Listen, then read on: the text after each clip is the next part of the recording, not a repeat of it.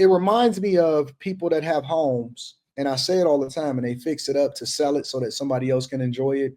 They got living room areas that they never go in. They got a dining room area that they never use. They got a den and an office in the front that they never tap into. They don't even utilize their whole space. That's how I know people are spending too much money for their homes, because you got too much home. People buy things because other people buy things, or because other people tell them that that's what they need. They don't buy things based off of their own lifestyle. They do not buy things based off of their own lifestyle. They don't. And I was also surprised. I'm about to get started with the show in a second, just kind of waiting for people to continue to trickle in. And I was also surprised again at the clip where people were saying that I'm out of touch. Man, I looked at those comments for the video where I was talking about Tucker Carlson and he was talking about housing in the United States of America. Man, I agree with Tucker Carlson. I'm out of touch. Anton is out of touch. He didn't, you know what I'm saying? He ain't never struggled. He don't really know. Housing is too expensive in the United States of America. And the first thing I was thinking to myself is, did y'all watch the whole video to better understand exactly what I mean and why I said what I said, or no? So you saying that you can better relate to what Tucker Carlson is telling you, because let's be clear, Tucker Carlson ain't never been poor. And Tucker Carlson probably didn't make 30 M's in 1 year at his height. He probably didn't make 20 million. Tucker Carlson got up on that stage and said, I'm worried that my kids won't be able to afford homes. And Tucker Carlson probably worth $100 million. Man, Tucker Carlson is more grounded than Anton. No, Tucker Carlson is telling you what you want to hear. When I broke it down and I said, the reason why your parents had more affordability, and let's be clear, in the 70s and the 80s, they had 16% interest rates. 16% interest rates. And they had no way for them to get PMI and put 3.5% down. The reason why is because they bought their property in places that white people didn't want to live in. When everybody moved up to Detroit, all of the black people came from down south to get all of the jobs in Detroit. That's where they had white flight. That's what exploded the suburbs, because the people that were originally in the city and the white people that inhabited the city, they left. And that's when they started to create the bigger suburbs. Jason said 80, that's Tucker's money, not his kids. Man, if you's a fool. Y'all some fools. If you don't think that they children is going to benefit specific, you think that Tucker Carlson's children going to have to pay student loans? You don't think that his children going to go to the best universities? You relating to his children? You relate to Tucker Carlson?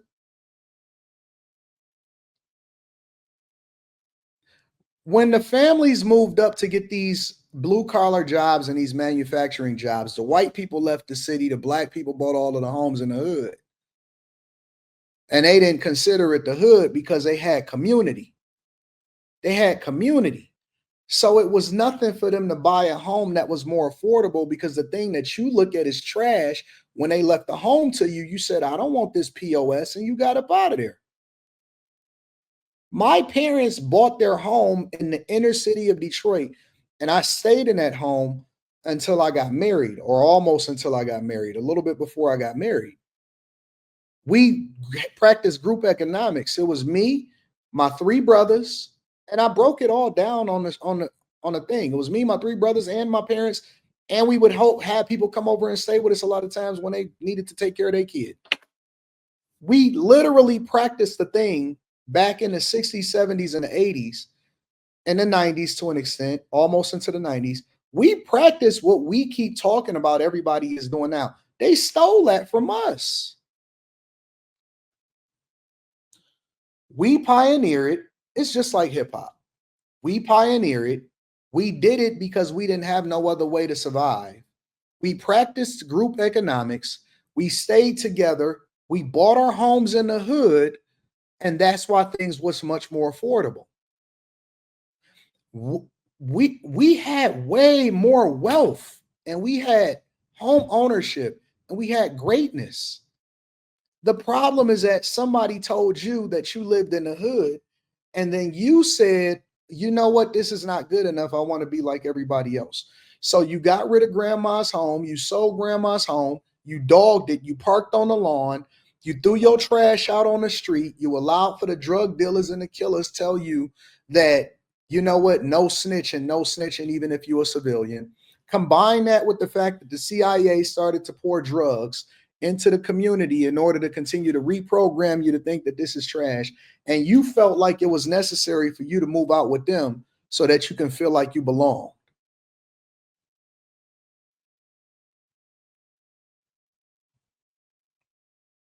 You felt like it was necessary for you to move out with them, and so now you take care of your lawn, you make sure you pay your HOA fees, you're very nice to the neighbors. But when you was in your own city and when you had a house to live in and your grandma passed it on to you, you didn't take care of it. And so when you come into the city, you throw your trash out the window. When you go out to the suburbs in order to feel like you belong, then that's when you start to, well, y'all don't, it's like y'all don't get it. You don't get it. You don't get it. I don't own a mega house. I don't own a 10-bedroom home. I very much can purchase a 10-bedroom home. I spend about 5 to 7% of what I take in on my own personal lifestyle. I realized that I don't need a home with 10 bedrooms per se because I'm never really home. So I don't raise my standard of living up to whatever it is that everybody else is saying. I keep my standard of living where it makes the most sense for my lifestyle.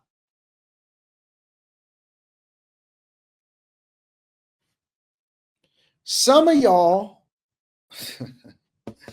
some of y'all are in bigger homes than me, and you make a fraction of what I make.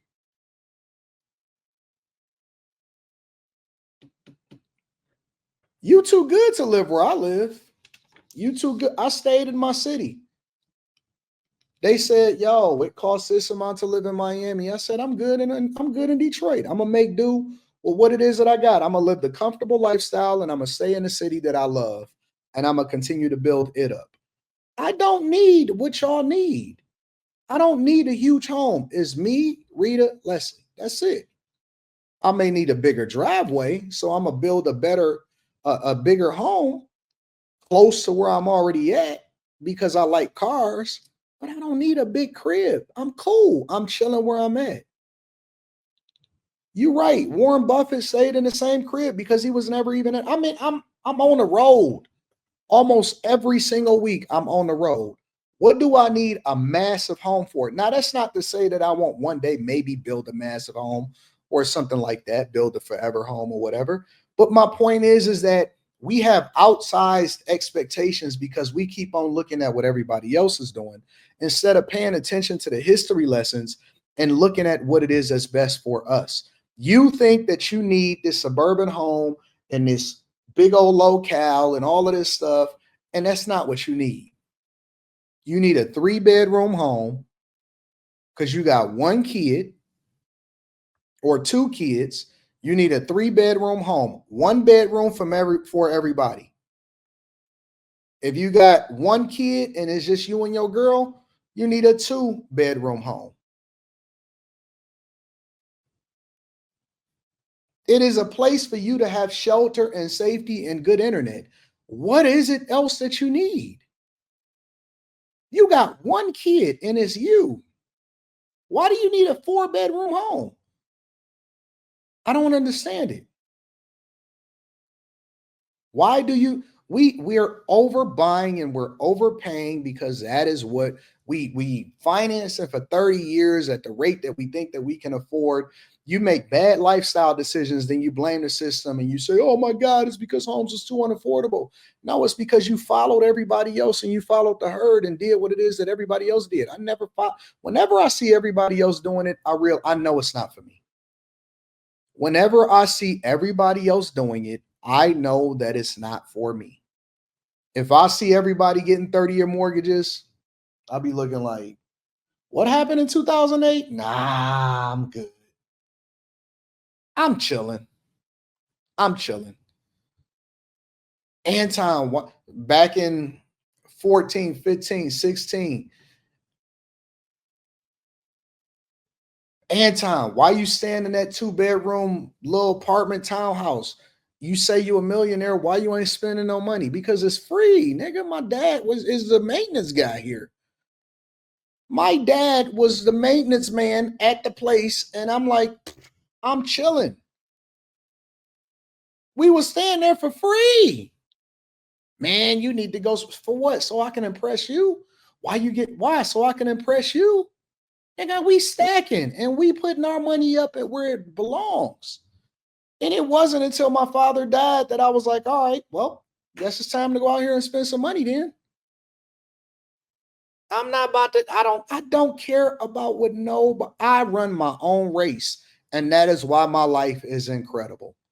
I run my own race. That is why you trying to figure out how you gonna pay the rent next month.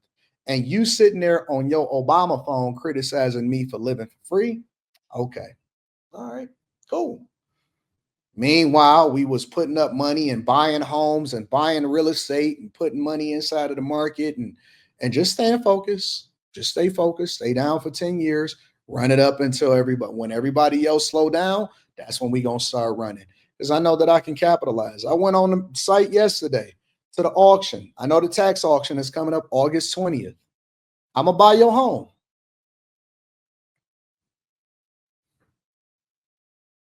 I'm going to buy your home. The tax auction is coming up on August 20th in Oakland. I'm going to buy your home. I'm coming to get it. I see all of y'all homes. You can't afford it. I play the game like everybody else. I learned in '07 and '08. Oh man, this is how they really get rich. They wait until everybody else can't afford it, lose it, and that's when they buy it on the cheap. Coming to get your home. I'm gonna buy up everything in one, and I'm focused on 2 cities, and I'm gonna buy up everything. Everything. I'm going to get it all. I've been planning and plotting all year. Last year I bought a bunch of land. Those are the pieces of land that I've been building houses on this year. This year, all last year and the beginning of this year, I've been planning for August. That's my time. August is time. August is time. I plan all year around August. Ooh, when August hit, that's time right there. That's when I start hunkering down. From August, maybe 12th through the 22nd is when I be on it. I'm on everything. That's when I'm planning. That's when I'm strategizing. I'm gonna be going and looking at different properties. I gotta go and scout to make sure that we getting the right prices. That's time right there. August, I've been planning all year, all last year, all this year. We going for August 20th. I'm going to get it all. I'm going to get it all. I'm going to get it all. Yep. It's time in August. Somebody said, I love how he tries to get Dusty's route up every show. Is that what you think that this is? I'm giving you the game. You know, we're going to go ahead and get started with the show. White people hit me up, Asian people hit me up, and they say, man, I'm a secret watcher of yours. What you said on this show, this strategy that you said, when I then joined the Patreon and started getting this particular type of game, I implemented. This is how I get rich. We look at this as riling people up. Other people look at it as information that they can leverage so that they can continue to run up a bag. They putting strategies in place. How is this riling people up and not giving you some level of motivation along with insight on how you can do things differently? This is riling you up. I didn't call nobody out their name. I didn't say that anybody was dusty. I didn't say you were single. I didn't say nothing. The only thing I'm giving you is context on how you need to structure your life and stop keeping up with the Joneses and being more strategic with what you do with your money so that you can live the life that you want to live. How was this? How was this controversial? This is controversial to you? Because I say that I live my life at 5%, 7% of my income, and I don't need a massive house to keep up with everybody else, but I do my life according to what makes sense for me financially, and that I stayed down and lived for free while my dad was a maintenance man at the facility, that's riling you up.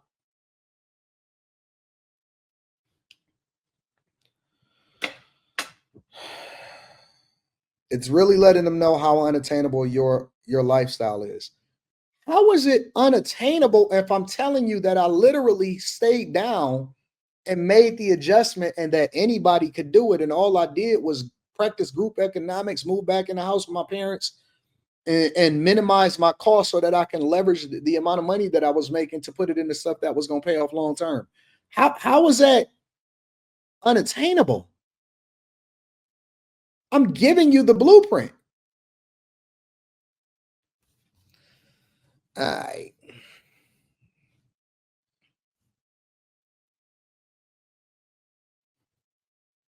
Look, this is the dusty stuff. How is bragging and flexing on those less fortunate helping? I was born in the inner city of Detroit. There is never more less fortunate than the city that filed for bankruptcy and I had to move back into my parents' house. I get it though. I get it. Listen, y'all, you're never going to be able to save people from themselves. You're never going to be able to save people from themselves. It's either they got it or they don't. Either they want it or they don't.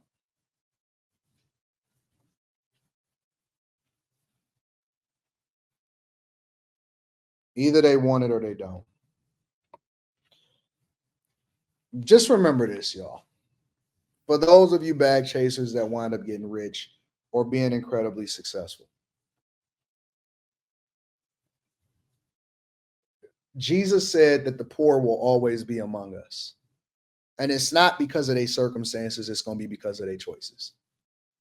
Look at the story of the talents. Look at how it is that they talk about poor people and what decisions that they make. It's something there along the lines in the United States of America that they made a decision that they wanted to be poor, and now they getting the results. Okay, so don't try to justify your richness because being rich is a mindset first. It then translates into all of your actions. Being rich is a mindset first, and then it translates into all of your actions. You're not going to convince people to not be poor. Some people are meant to just be that way, and you can tell in their rhetoric. They want you to feel sorry for them. They want you to have sympathy for them. I don't. I just say suck my dick and I just keep it moving. Because if you poor, it's nothing that you can do about it anyway, right?